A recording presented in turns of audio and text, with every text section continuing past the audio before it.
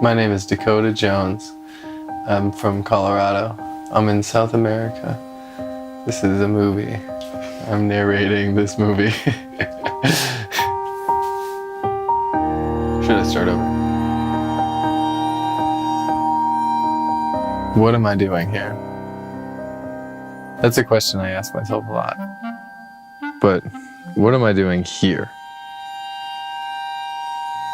Patagonia spans a massive area of over 1 million square kilometers, and yet it's home to less than 2 million people.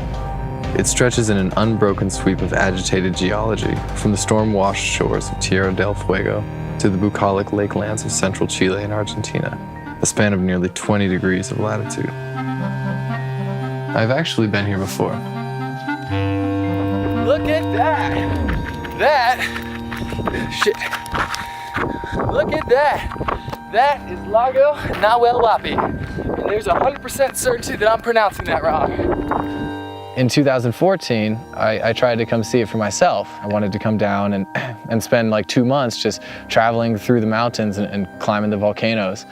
And the reality, what happened is I ended up encountering a lot of rules that didn't sit well with me. I didn't really make any attempts at all to engage with the culture. You know, I just came down and saw that they were doing things weird and I got pissed off.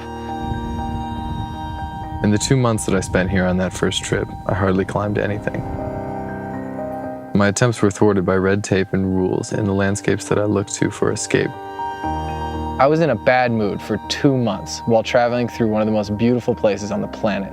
That's just a really ignorant way to live your life. Meanwhile, we just want to hang out. I was stopped by a foreign culture I did not understand. Or so I thought. You have a name? Hey! That's the weirdest thing that's ever happened to me. My true failure had not been the lack of peaks checked off a list, but rather my total disconnect from the landscapes and people around me. And I returned home the same person as I had been when I left. So I resolved to go back.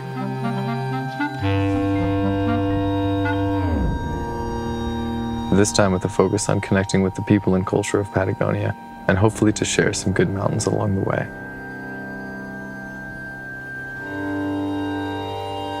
In the style of any sequel, I'm starting where I left off last time, in Bariloche, Argentina.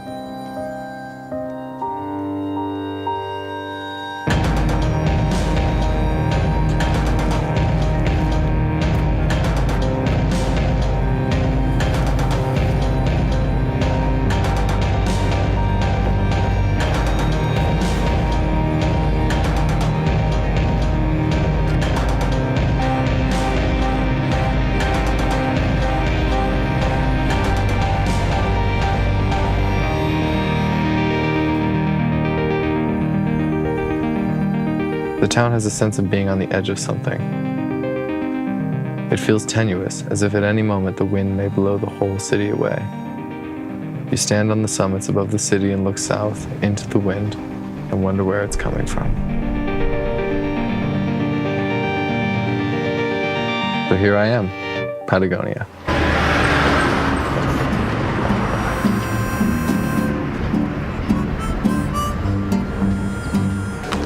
Find a map. I don't get lost, but I'm already lost. Up until this point, you probably thought this is a romantic solitary quest through the heart of the mythical Patagonia. But I had some company, obviously. This is Dean. And this is Jared. You won't see them much, but they were there with me, and this is as much their journey as it is mine. A large part of connecting with people is being able to speak their language. I don't know what that means, really. I think it's just haircut or something. So I spent several months prior to this trip taking Spanish classes.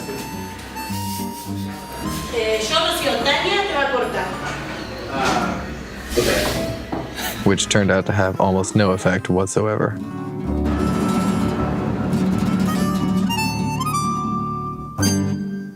Fortunately, Maori Pagliacci joined us for the first week to help us get adjusted. I can. There you are. Oh, hi, hola. The first idea was to reach out to Maori because he lives in northern Patagonia, up in Neuquén. Plus, he's my buddy, and I'm coming all the way down here. I want to hang out with him.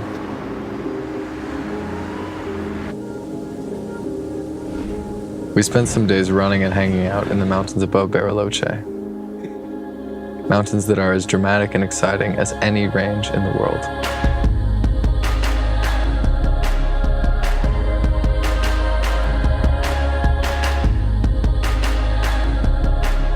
On my last trip, I ran and won a race through here. This time I wanted no record, no fame. I wanted my friend Maori, a guy who grew up here, to show me his backyard.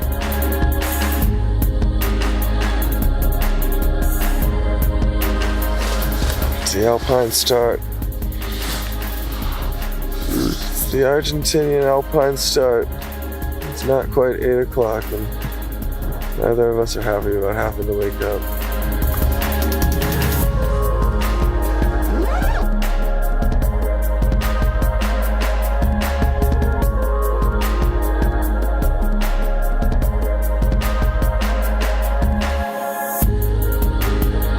Maori has spent more than half his life running in the mountains of Patagonia.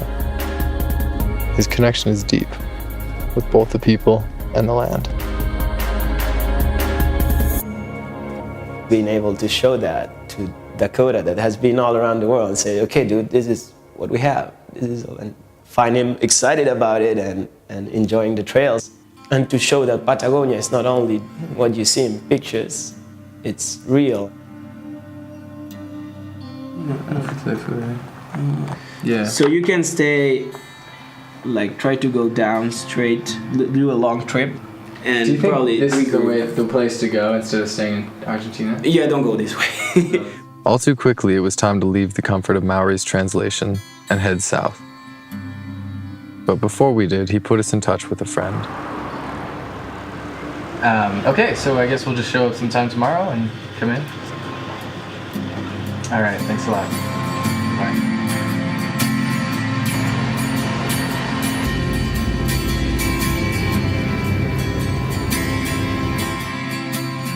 Sergio Trecoman has lived his whole life in Patagonia. Yo me crié en el campo y la única diversión que teníamos con mis hermanos era correr sobre senderos, lomas y...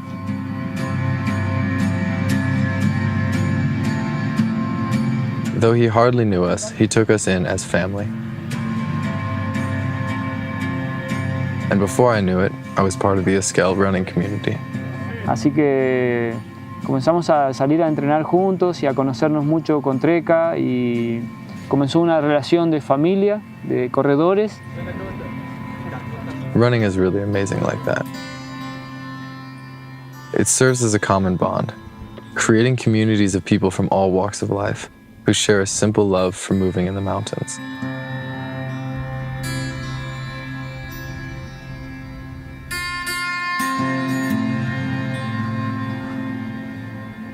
It's cheesy as hell, I know. It's something you've heard a million times before. But it's true, and it happened. And I think that's cool. If for no other reason, I'm happy to be a runner because it allows me to talk to people. You know, it allows me to meet people and have something in common with people I've never met before. It's through running I met Maori, and through Maori I met everybody we hung out with in Argentina. And that's the stuff that I'm gonna remember. Turns out they weren't content with just showing us their playground. Gracias, equipo. Before we knew it, we were bundled into a van and driven onward to our next destination. All the way into Chile.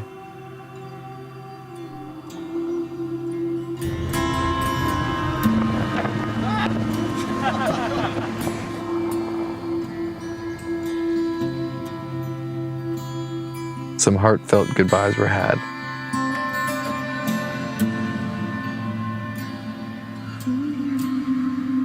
And then, once again, we were on our own. I think that as an introvert, I'm very aware of what it's like to be alone. And so I really highly value being with other people. That was so cool. I'm not even saying that for the film, like that was awesome. This was our chosen path south. It's the Southern Highway, or locally known as the Carretera Austral, which has been under construction for nearly 3 decades.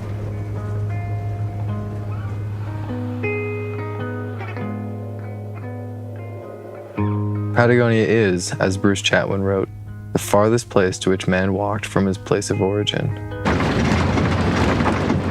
have a long way to go.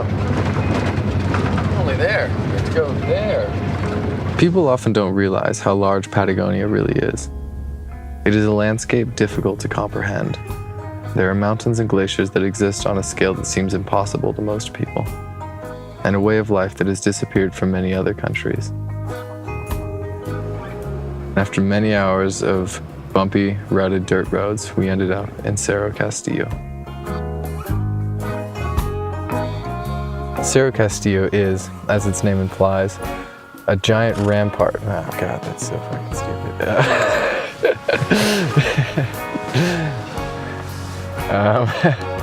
Do you know anything about Cerro Castillo? Because we didn't. This is why I like writing. Because when I write, I say things and I'm like, God, that was dumb.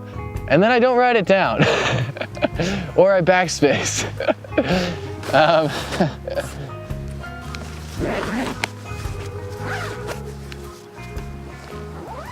We just went south into the unknown just to see what it's like. That's the reason you do anything. When you get down anywhere, you find details that make a place different. Villa Cerro Castillo is a small farming settlement in southern Chile and is home to some of the largest mountains in the Patagonian Andes. This trip was never about having a destination. But as far as destinations go, this was a pretty good one. I was a tiny person in a huge place, a long, long way from home.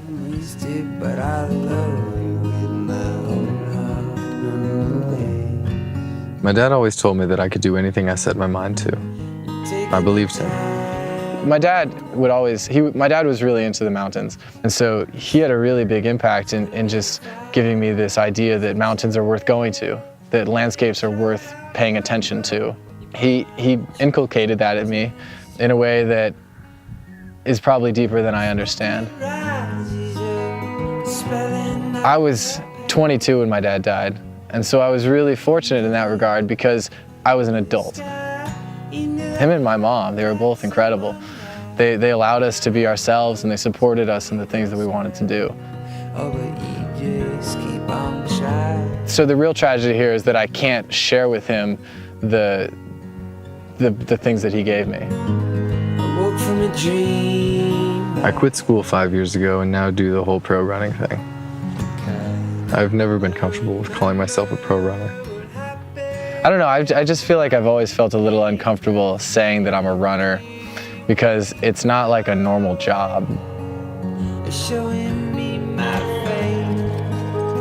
I feel like I'm kind of embarrassed about it because I haven't quite figured it out for myself, I guess. But I have a tendency to overthink things. I feel a sense of responsibility to make the most of my opportunities, which are as vast and varied as Patagonia. If you open one door and go through it, you're automatically not going through all the other doors that are available. And I think the loss of that potential is terrifying. A big part of growing up for me has been learning to open doors and to walk through them and not look back.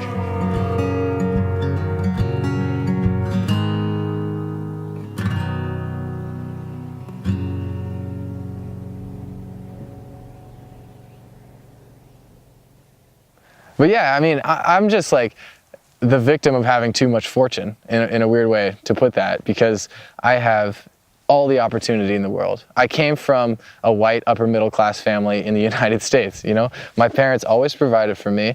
So I have all these things going for me. And it just seems like the height of arrogance to not use that. Because I think that the best way to be grateful for something is to make use of it in order to say thank you to whatever force has put me into this position. It's beautiful up here. I think that's an important thing to note, is that we've been asking ourselves why we're here. What am I doing here? I don't need to explain that because this is enough. Because I get to be here, because I get to practice my Spanish, because I get to talk with people that I've never talked to before. I don't know, because I get to have experiences I wouldn't have had otherwise if I had just stayed home. It's enough just to try. I've been given a lot of really good things, and I guess that the whole thing now is that I want to be able to make it worth it. And so coming down here, we're gonna, like tomorrow I'm gonna go try to set this FKT and the Cerro Castillo route, and whether I do or not is honestly of no import to me. All right, I'm about to start the 50, no wait, what is it? The FKT, it's not 50K. We don't know. I'm about to start the FKT attempt on the route that I have no idea how long it is. Running is often quantitative. We seek numbers to authenticate our experience. You can show a number to somebody and prove that you had an experience, but that doesn't tell them anything about the experience. I think the quest to quantify our lives is missing the point. Experiences are whatever you make of them. Recording! Look at those mountains! Look guys, I know it's a record attempt, but I gotta pause just for a second to take it in, because it's not often that you get to come to such a beautiful place. Can you even hear me over all that river noise? I don't know, doesn't matter. The experience is the same. And this one was pretty good. So I'm trying to learn to see the future as potential avenues of opportunity and to just try them. Do the best with the knowledge I have in hand. Even then, there is no way to tell. That's a glacier. The beauty is in being part of something, and this can take many forms. For me, it has always been the landscapes that have given me this.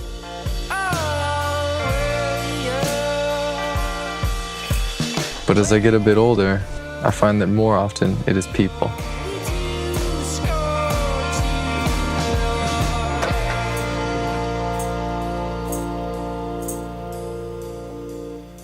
You meet someone kind, who lets you into their life for a brief moment in time and helps you to penetrate the cultural fabric of a place. What's in my chest? Undefined.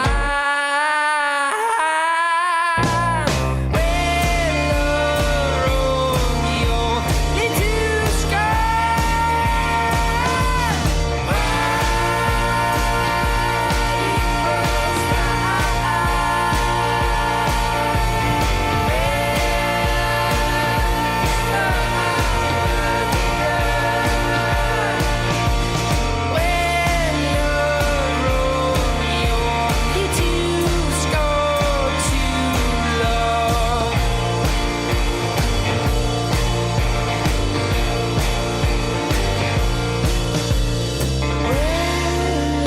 It's those little moments of magic, those brief connections with strangers.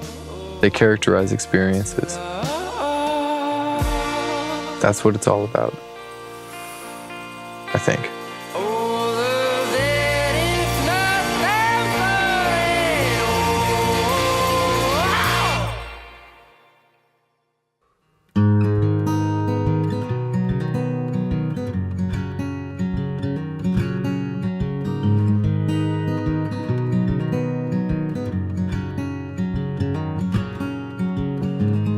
Heading south on a train, running your mouth the same way you always did, but I love